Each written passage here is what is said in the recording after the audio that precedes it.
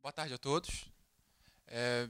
Primeiramente, queria agradecer a presença de vocês. Antes de agradecer a minha presença aqui, eu quero agradecer a presença de vocês nesse debate, porque eu acho muito relevante quando a gente consegue levantar uma pauta tão fundamental para a sociedade e ter uma presença significativa numa tarde de terça-feira para discutir isso. Significa que há um interesse cada vez maior, um tópico que a gente conversou muito, inclusive nas aulas do professor Haroldo, meu eterno professor. Eu sou gestor ambiental formado pelo professor Haroldo, e a gente conversava muito sobre esse interesse da sociedade nas discussões de sustentabilidade. E isso é cada vez mais visível. Mas quem sou eu, né, que está falando tanto aqui? Eu sou o Fernando Malta, eu trabalho no CEBED, que é o Conselho Empresarial Brasileiro de Desenvolvimento Sustentável. Um conselho formado de grandes empresas brasileiras que se juntaram em 97 para pautar a vanguarda da sustentabilidade empresarial brasileira. Presidente das empresas que se juntaram, então, em 97, há 15 anos atrás, 16 anos atrás já, e até hoje continuam tentando estabelecer, ok, qual é o próximo passo? Qual é a discussão? Como o setor empresarial entra nos desafios da sociedade e consegue responder a esses desafios. E por isso eu agradeço imensamente o convite do SEB, em nome da Tatiana, que fez aqui o convite pessoalmente, e da Conrad por ter, enfim, auxiliado em todo esse processo para a gente estar aqui falando. E eu começo a minha fala pegando do ponto principal da fala da Helena. Inclusive, um excelente trabalho da Helena. Quem não leu, por favor, sugiro fortemente a leitura. Ela faz um resumo muito bom do que a gente tem sobre a temática de financiamento no mundo. Mas eu começo pegando um pouquinho atrás da fala dela, na verdade, sobre o que está acontecendo no mundo hoje que justifica uma discussão nesse nível. E eu vou partir de dois pontos principais. O primeiro, que ela já mencionou, é a discussão que vai ter agora no final do ano que vem da COP do clima, que vai ser em Paris. A gente vai ter a COP do Peru agora, vai ter a COP 21 do clima. E por que a COP do clima de Paris em específico vai ser tão importante? Porque desde a COP 18, se eu não me engano, no Catar, ficou estabelecido que em 2015, agora na COP de Paris, haveria até 2015 o fechamento de um acordo internacional vinculante que, a partir de 2020, substituiria o Protocolo de Quioto. Sendo assim, a COP de Paris ela está tendo uma profundidade e um nível de apreensão tão grande quanto a COP 15, que aconteceu em Copenhague. Porque ela vem justamente na mesma toada do que naquelas discussões da Copenhague. Na verdade, está tão parecida que eu me lembro bem que eu comecei a estudar mais essa questão na COP 14, que tinha sido em Poznan, na Polônia. A COP de Poznan foi uma COP muito vazia, porque foi uma COP de expectativa, de vamos então vamos começar a preparar o terreno para a grande vitória dos países sobre a questão climática que vai ser lá em Copenhague. E está acontecendo algo similar agora no Peru. Você tem, sim, uma movimentação especial aqui da América Latina que não vai deixar a conferência se esvaziar, mas você tem muito mais o que estão chamando já Road to Paris, né? Enfim, isso aqui, na verdade, vai ser um dos pontos a que a gente chegue em Paris bem fortalecido para um acordo vinculante e com a força necessária. Mas, em 2015, esse não vai ser o único evento internacional de grande relevância para a sustentabilidade. Um pouco antes, a COP de Paris vai ser no final de novembro e início de dezembro, um pouco antes, em setembro, durante a Assembleia Geral, a gente vai ter a votação e a adoção, esperamos, dos Objetivos do Desenvolvimento Sustentável. O que são eles? No ano 2000, na cúpula do milênio, foi acordado os Objetivos do Milênio, que são 8 objetivos a serem seguidos pelos países do mundo para que o desenvolvimento pleno social pudesse ser atingido em toda a Terra. Esses 8 objetivos se focam basicamente em questões de ordem social e tem um tópico de ordem econômica, de ordem ambiental, perdão, que é o desenvolvimento sustentável, mas ele não tem mensuração, ele é o mais fluido dos 8. Todos os outros eram focados basicamente em questões de saúde, em questões de atendimento social, etc. E agora, esse objetivo do milênio foi pautado para que ele fosse de 2000 até 2015, está sendo finalizado agora, e os objetivos do desenvolvimento sustentável, que já estão sendo conversados desde a Rio+20, na verdade, quando eles foram de fato estabelecidos, vão ser iniciados, a adoção dele vai ser iniciada a partir da votação agora em setembro de 2015. Ou seja, você tem dois movimentos muito interessantes e muito fortes no mundo para falar sobre as dinâmicas entre o desenvolvimento e a sustentabilidade.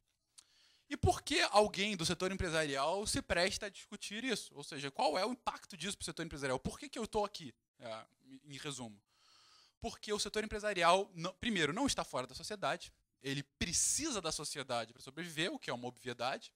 Mas, segundo, porque o setor empresarial ele é um dos maiores impactadores na sociedade, no meio ambiente, e isso, o grande setor empresarial hoje está consciente de que ele não pode fugir a essa responsabilidade, mas justamente pelo seu tamanho e pelo impacto das suas ações, há uma grande responsabilidade de ser um dos principais atores para promover a mudança necessária na escala e na velocidade em que ela deve acontecer.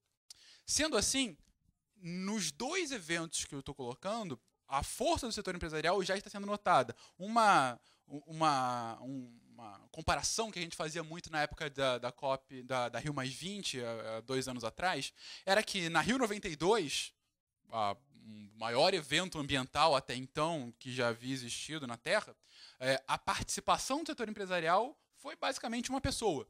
Um empresário suíço chamado Stefan Schmidt-Heinen, que inclusive ele construiu um relatório muito interessante que fazia essa ligação entre o setor empresarial e o meio ambiente, ainda não tinha nem fundamentado a questão do desenvolvimento sustentável, muito menos da sustentabilidade como argumento para o setor empresarial, e ele foi um dos fundadores do World Business Council, que depois virou o CBED. Então eu devo muito ao Stefan Schmidt-Heinen de estar aqui. Mas a comparação que eu gosto de fazer é que ele era o único representante do setor empresarial em 92. Já na Rio+20, o tema foi economia verde. Ou seja, nós substituímos uma representação para o tema. Por que eu falo tema? Porque economia a gente não pode discutir sem o setor empresarial. E ele foi, sim, um dos protagonistas da discussão. Então, essa mudança em 20 anos, do setor empresarial como único e exclusivamente o vilão a ser excluído do processo por conta da sua culpa, para um daqueles principais agentes a auxiliar o processo e um dos protagonistas desse processo, é muito claro. Pois bem, e um outro ponto a ser sempre mencionado nesse debate de financiamento é que o setor empresarial ele é um dos grandes mobilizadores do financiamento via bancos e outras agências de fomento de financiamento, e um dos grandes tomadores de empréstimos e um dos grandes pagadores tributários, enfim. A discussão tributária é essencial para a sustentabilidade. Aí eu não digo sustentabilidade do tripé, mas sim da permanência do negócio como negócio. Sem discutir tributação, uma empresa não é uma empresa. Porque aí você está minando o que faz uma empresa ser uma empresa, que é o seu lucro. Nesse sentido, a discussão do financiamento e a sustentabilidade está cada vez mais madura dentro do mundo empresarial como um todo e no Brasil em específico. E aí eu cito alguns highlights do trabalho que a Helena fez, e alguns tópicos que vocês vão ouvir muito, já devem estar ouvindo se acompanham, mas vão ouvir ainda mais no ano que vem, dentre esses que ela comentou. Bem, eu começo pelo próprio financiamento. Uma das maiores discussões que infelizmente pouco tem avançado, pelo menos nos últimos 6, 7 anos, nas COP de mudança do clima, é justamente a questão do Fundo Climático Verde, que seria um fundo para viabilizar ações de mitigação e adaptação, em especial em países de baixo desenvolvimento.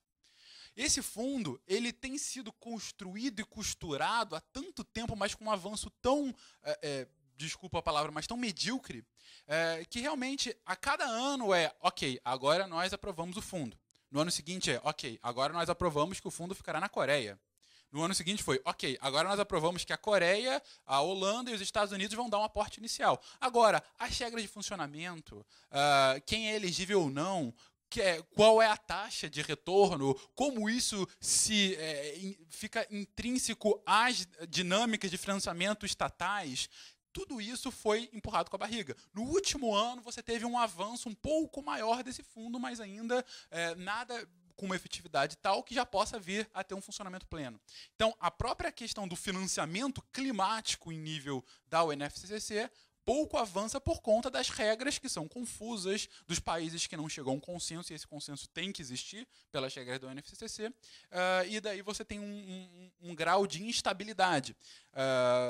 Eu encontrei aqui 2 antigos companheiros de simulações das Nações Unidas, e uma coisa que a gente sempre brincava em simulação de Nações Unidas, que era crianças e adolescentes brincando de negociadores, quer resolver algum problema, vamos criar um fundo. Agora, o que vai ser esse fundo, para quem vai ser feito, como vai ser criado, a gente resolve depois. E mais ou menos foi o que foi feito no âmbito da UNFCCC. Então, isso pouco avançou. Eu não sei nem quanto é que está meu tempo, gente. Nossa, eu falei demais. Tudo bem. Eu vou, então, resumir agora, voltando para o tema. Mas, ainda no tema, uma outra questão do clima que vai ser cada vez mais falada, que a Helena explorou, mas eu até comentei com ela, quase não vi na sua publicação, e eu acho que vai ser cada vez mais discutida, é a questão da taxa em cima do carbono, ou carbon tax. Né? Isso já foi um alvo de discussão muito forte em 2012, em especial porque na Austrália houve a adoção de uma taxa de carbono, uma das mais rigorosas do mundo, que vigorou por alguns meses, e ao final daqueles meses, por conta da crise internacional e do baixo crescimento da Austrália, houve uma nova votação de primeiro-ministro, o partido foi substituído e o outro partido foi eleito com uma das suas bandeiras principais, que era acabar com a taxa de carbono. E assim ele fez. E hoje a Austrália saiu de Kyoto, quando assumiu esse partido, e é um dos poucos países que vai contra a corrente e defende publicamente, por exemplo, o uso indiscriminado da energia a carvão. Ela fala que se a gente não usar o carvão na Austrália, independente das emissões, a gente vai ter um baixo crescimento econômico. Ou seja, foi um país que, por conta de um revés econômico, alterou a sua estratégia de desenvolvimento e priorizou o crescimento e não um desenvolvimento plenamente sustentável. Muito por conta das dinâmicas que a gente discutiu mais cedo, de o que é prioridade e as questões de, se é uma questão de bem público e global, no caso de carbono, por que somente a Austrália vai ter que se mover? Por que não o restante do mundo, que tem uma emissão muito maior do que a Austrália, não faz nada? Por que o ônus tem que ficar conosco? Essa foi a discussão feita na Austrália e, infelizmente, a discussão que foi vitoriosa. Mas o ponto é que, no mundo, há uma discussão cada vez maior sobre uma taxa global em cima do carbono. Extremamente complexa, extremamente polêmica. Provavelmente a gente não vai ter uma resposta agora para 2015, provavelmente a gente não vai ter uma resposta para isso agora em 2015, mas se antigamente era até um tabu se falar em taxa de carbono, hoje cada vez mais vem como uma das únicas alternativas para que a gente alcance a meta dos 2 graus Celsius até o final do século. A gente tem que lembrar que a meta estabelecida pela própria UNFCCC era um aumento de somente 2 graus Celsius nos níveis pré-industriais até o final do século, e hoje, em 2014, a gente está entre 0,8 e 0,9. A gente já quase atingiu metade dessa meta. O último relatório do IPCC fala que é quase impossível a gente ficar abaixo desses 2 graus Celsius. Na verdade, para a gente ficar abaixo dos 2 graus Celsius, a gente vai ter que ter uma emissão de carbono total até 2050, até 2080, zero. E, enfim, para chegar a zero, muito gradativa desde já. Bom, um outro ponto que eu queria comentar é sobre água. Enfim, um tópico muito caro agora aos moradores do Sudeste brasileiro, em especial nesse ano. Mas eu queria elogiar, na verdade, um ponto que o Brasil tem e a França tem, mas são 2 únicos países do mundo que o fazem. Que, para você conseguir tanto uma questão de mercado de qualidade de água, como foi mencionada, quanto uma questão de pagamento pelo uso da água, né, enfim, pela captação ou pelo uso, enfim, você tem que ter uma estrutura que assim o comporte. Tipo um país do tamanho do Brasil, uma estrutura de comando e controle com a quantidade de bacia hidrográfica que a gente tem seria muito improvável. Então o Brasil, na verdade, tem uma das legislações mais avançadas no mundo no que tange a recursos hídricos, que é uma legislação que prioriza os comitês de bacia. Que, assim, falando de legislação, e não estou falando somente de prática, mas da legislação, é um arcabouço jurídico muitíssimo interessante. Porque você descentraliza o poder que viria de Brasília para todos os lugares, e você empodera os atores que estão naquela bacia para que eles regulem, por exemplo, o preço da água, que é um preço que vai variar muito de acordo com a vazão do rio, com a quantidade de atores, com o uso que vai ter essa água, com a qualidade dessa água, enfim. É uma questão tão em escala micro que a descentralização, na verdade, vai ser muito boa para uma estratégia efetiva de preço em cima da água. Mas por que eu estou falando só de arcabouço jurídico e não de realidade? Porque hoje a gente tem cerca de 200 comitês de bacia e 20 de fato que funcionam. Então, ok, a gente tem uma estrutura, um esqueleto muito bom, mas a carne não está lá. Sobre PSA, e eu queria enfatizar isso, talvez eu vou até fazer uma crítica pública e me desculpa, mas é um ponto que é muito importante a gente enfatizar sempre quando a gente vai falar de PSA e valoração da biodiversidade. A dificuldade, eu acho que essa crítica deveria estar na sua publicação, Helena, que é a dificuldade inerente à monetização da biodiversidade.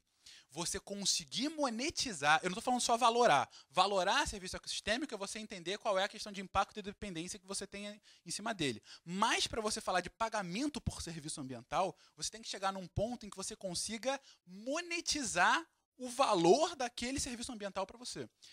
E isso é extremamente complexo. O setor empresarial tem discutido muito isso desde que a Puma, há 1 ano e meio, 2 anos atrás, a Puma, de roupas e calçados, fez um negócio chamado EPNL, né, que é Environment Profit and Loss, que ela pegou todo o impacto ambiental de toda a cadeia da Puma, monetizou todo o impacto ambiental, água, biodiversidade, resíduos, emissões, ela, por algumas ferramentas com algum nível de questionamento, ela monetizou esse impacto e falou, olha, se eu considerasse todo o meu impacto ambiental e jogasse no meu balanço final, eu teria um déficit de mais de 100 bilhões de dólares para toda a sociedade.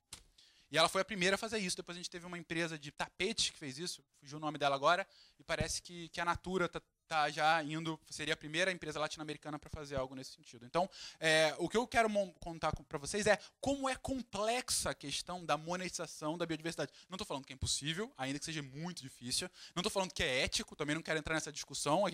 Você colocou muito bem a questão da dificuldade ética de valorar a biodiversidade e o social e a questão da mercantilização da biodiversidade, mas eu quero enfatizar que aqui a questão da dificuldade na monetização da biodiversidade. Quando a gente for para a questão de impacto social, então aí a escala é gigantesca. Bom, estou vendo já a Tatiana querendo roubar o meu microfone, então eu vou finalizar por aqui. Eu tinha mais uma coisa para falar, mas aí a gente vai falando nas respostas. Obrigado, gente.